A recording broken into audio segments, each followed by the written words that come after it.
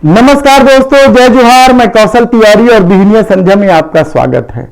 इस साल के अंत में 5 राज्यों में विधानसभा चुनाव होने हैं और तमाम सर्वे यह बता रहे हैं कि इन 5 राज्यों में भारतीय जनता पार्टी की हालत बेहद ही खराब है।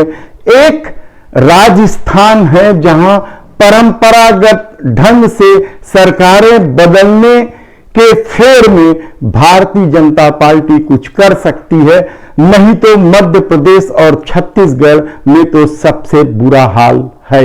इसे देखते हुए भारतीय जनता पार्टी ने अभी चुनाव की तारीख भी घोषित नहीं हुई है और मध्य प्रदेश और छत्तीसगढ़ की 320 विधानसभा सीटों में से 60 सीटें घोषित कर दी। तब सवाल यह है कि क्या भारतीय जनता पार्टी मध्य प्रदेश और छत्तीसगढ़ में हार मान चुकी है? यह पहला सवाल है। दूसरा सवाल बेहद ही महत्वपूर्ण है, हम बताएंगे, लेकिन बता दें कि मध्य प्रदेश में 39 और छत्तीसगढ़ के 21 सीटों पर भारतीय जनता पार्टी ने जैसे ही अपना प्रत्याशी घोषित किया, गोदी मीडिया हल्ला मचाने लगा कि यह एक मास्टर स्ट्रोक है। किसी ने कहा कि यह एक शंखनाद है, किसी ने कहा कि भारतीय जनता पार्टी ने बाजी मान ली। लेकिन हकीकत तो यह है कि इन दोनों राज्यों में भारतीय जनता पार्टी की हालत बेहद खराब है और बेशर्मी की तो सारी हदें पार करके टिकट दी गई है कहा जाए तो भी गलत नहीं होगा। हम आज छत्तीसगढ़ की बात कर लेते हैं कि किस तरीके से यहां बेशर्मी भरा फैसला हुआ है। हालांकि देश के प्रधानमंत्री नरेंद्र मोदी की बेशर्मी या झूठ या बकवास का खुलासा पहली बार नहीं हुआ है। इससे पहले भी जब वो भोपाल की रैली में एनसीपी को गाली दे रहे थे, अजीत पवार और तमाम कुंबे पर भ्रष्टाचार का आरोप लगाते हुए जेल भेजने का दावा कर रहे थे, तब 5 दिन बाद ही एनसीपी नेता अजीत पवार को अपनी सरकार में ले आते हैं और उप मुख्यमंत्री तक बना देते हैं। ये इस दौर का सच है कि बोलो कुछ और करो कुछ। इसका ताजा उदाहरण छत्तीसगढ़ में भी दिखाई देने लगा।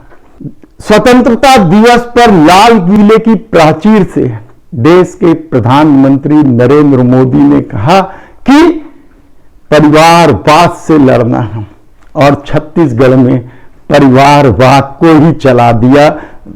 पूर्व मुख्यमंत्री डॉक्टर रमन सिंह के भांजे को खैरागढ़ से टिकट दे दी गई। लाल किले की प्राचीर से भ्रष्टाचार के खिलाफ लड़ाई लड़ने का ऐलान भी किया और गरीबों के पैसे से बने इंदिरा प्रियदर्शनी बैंक घोटाले में नार्को टेस्ट में पैसा देने का जिन पर आरोप है, राम विचार नेताम, ये रमन सरकार में मंत्री हुआ करते थे, इन्हें सबसे ज्यादा पैसा दिया गया बैंक घोटाले को दबाने के लिए। राम विचार नेताम को उनके परंपरागत सीट रामानुजगंज से टिकट दे दी गई। ये सिर्फ 2 बानगी नहीं है। तीसरी बानगी हम आपको बता दें कि भारतीय जनता पार्टी के नेताओं की उपेक्षा करके दूसरी पार्टी से आने वालों को भी यहां टिकट दी गई। डोंडी लोहारा से देवलाल हरवा ठाकुर को टिकट दी गई है। यह आदिवासी रिजर्व सीट है और ठाकुर पहले जोगी कांग्रेस से चुनाव भी लड़ चुके हैं। प्रचारित किया जा रहा है कि 16 नए चेहरे हैं, वो चुनाव लड़ चुका है। इसी तरीके से राजीव में भी कहा जा रहा है कि पार्टी के नेताओं की उपेक्षा करके रोहित साहू को टिकट दी गई। वे वही रोहित साहू हैं जो पिछली बार जो भी कांग्रेस से चुनाव लड़े थे, लेकिन पार्टी प्रोपोगेंडा करने में माहिर है। और यही वजह है कि यह प्रचारित प्रसारित किया जा रहा है कि 21 सीटों में से केवल 5-6 सीटें ही पुराने चेहरे के हैं, बाकी सब नए हैं। लेकिन हकीकत आपके सामने है, जनता देख रही है कि किस तरीके से परिवारवाद, भ्रष्टाचार, सब कुछ तो भारतीय जनता पार्टी कर रही है। इस मामले में खल्लारी विधानसभा से चुनाव लड़ने वाले परेश बागबाहरा जब से वे राजनीति में आए हैं, अमूमन सारे विधानसभा का चुनाव लड़े हैं और पिछले बार वे जोगी कांग्रेस से प्रत्याशी भी थे और हार गए थे। इस बार उन्हें उम्मीद थी कि भारतीय जनता पार्टी उन्हें टिकट देगी, इसलिए वे भारतीय जनता पार्टी में चले गए थे। उन्हें भी टिकट नहीं मिली। तो लोगों का कहना है कि हर चुनाव तो लड़ते हैं, क्या इस चुनाव में भी वे बागी होंगे? हालांकि पार्टी के कुछ कमेटी में वे प्रवक्ता जैसे पद पर है, देखना है कि वे क्या करते हैं। 5 महिलाओं को टिकट दी गई है, जिसमें सरायपाली से सरला कोसरिया है, खल्लारी से अलका चंद्राकर है और गीता साहू। इस तरीके से 5 नाम है जिनको महिला हैं जिनको टिकट दी गई और सारे दिग्गज नेताओं की सीट अभी रुकी है, जिसमें डॉक्टर रमन सिंह है, ब्रिजमोहन अग्रवाल है, राजेश मीणत है, अजय चंद्राकर है, अमर अग्रवाल है। आप फेहरिस्त देखिए, सबकी सीटें अभी बची हुई है। क्या इन्हें टिकट देगी? ये सबसे पहला सवाल है। और महत्वपूर्ण बात तो यह है कि जिस तरीके से टिकट बटी है वह क्या संकेत दे रहे हैं? वह यही संकेत दे रहे हैं कि बड़े नेता चुपचाप पार्टी का काम करे, जहां सिर्फ मोदी की चलेगी। हमने पहले ही कल ही बताया था किस तरीके से छत्तीसगढ़ की भाजपा में माहौल है। टिकट भी मोदी बांटेंगे, प्रचार भी मोदी करेंगे, चेहरा भी मोदी होगा। इसी ढर्रे पे ये 21 टिकट दी गई है कहा जाए तो गलत नहीं होगा। इस पर कांग्रेस ने जबरदस्त हमला किया है।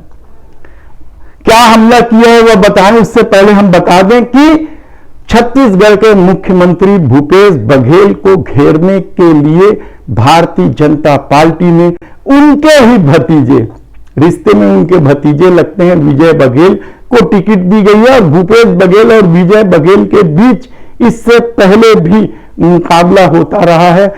यह अलग बात है कि विजय बघेल उससे पहले एनसीपी में रहे हैं, लेकिन सवाल तो यही है कि क्या इस तरह से टिकट देकर भारतीय जनता पार्टी पहले ही हार मान गई है? यकीनन, क्योंकि जिस तरीके के सर्वे आ रहे थे वो कोई भी सर्वे 20 सीट से ज्यादा भारतीय जनता पार्टी को देने को तैयार नहीं है।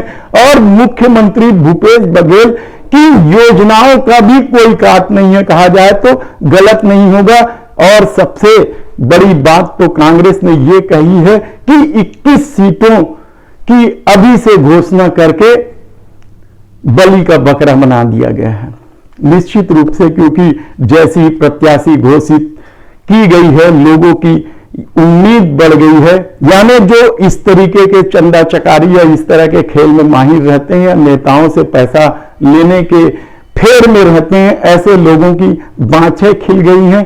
और कई प्रत्याशी तो गरीब हैं, वे यदि गणेश गांव-गांव में यहां गणेश बैठाया जाता है, चौक चौराहे में गणेश बैठाया जाता है, यदि गणेश का चंदा नहीं देंगे तो बेवजह नाराजगी का सामना करना पड़ेगा। इसी तरीके से कई त्योहार हैं, रावण दहन है, बहुत सारे त्योहार हैं और लोगों को इन्हीं मौकों पर उम्मीद रहती है कि जो प्रत्याशी है वह खर्चा करेगा और जो खर्चा नहीं करेगा उनकी क्या हालत होगी यह भी बताने की जरूरत नहीं है। हालांकि लोगों का यह भी दावा है कि भारतीय जनता पार्टी के पास पैसे की कमी नहीं है, वह 200-500 करोड़ रुपए निकाल के बैठी है छत्तीसगढ़ की सत्ता बदलने के लिए। लेकिन देखना है कि जिस तरीके से टिकट बांट दी गई, तारीख तय नहीं है और माहौल भी भारतीय जनता पार्टी के प्रतिकूल है, कहा जाए तो गलत नहीं होगा। हालांकि भारतीय जनता पार्टी ने यहां 15 साल राज किया है रमन सिंह के नेतृत्व में, लेकिन अब किसी क्षत्रप का नेतृत्व नहीं चलेगा, चलेगा तो सिर्फ मोदी शाह का चलेगा। धन्यवाद।